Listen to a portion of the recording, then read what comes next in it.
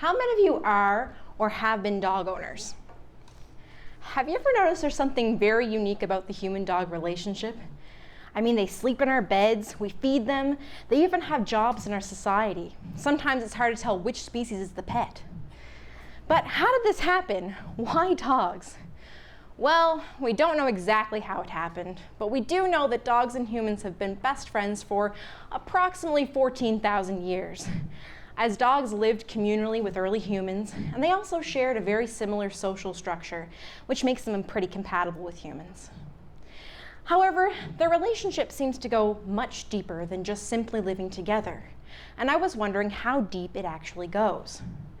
So my research aims to look at the nature of the human-dog relationship and whether or not it shares certain aspects with other close relationships, such as that seen between a parent and a child. And in order to do this, I used a variation of a well-known procedure called Ainsworth strain situation, which basically involves a dog being introduced to a complete stranger, and then that dog experiences a series of reuniting and separation events from that new person, but also their owner.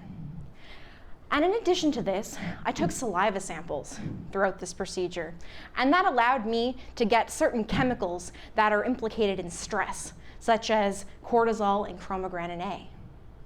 And in addition to that, I also had these owners fill out a series of questionnaires.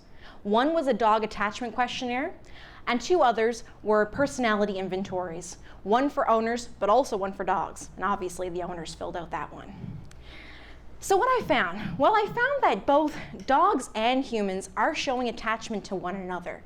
Owners have very high dog attachment questionnaire scores, which shows a degree of the relationship.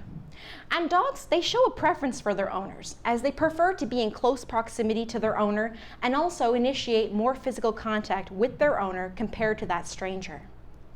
It's also important to note that these dogs are showing reaction to separation, as they have very high cortisol levels throughout the entire procedure.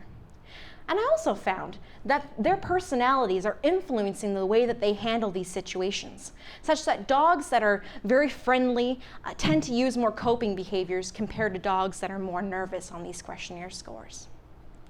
So overall, the take-home message is that dogs and humans, they're really attached to each other. And knowing more about the human-dog relationship really sheds some light on our own evolutionary history as a species. Thank you very much.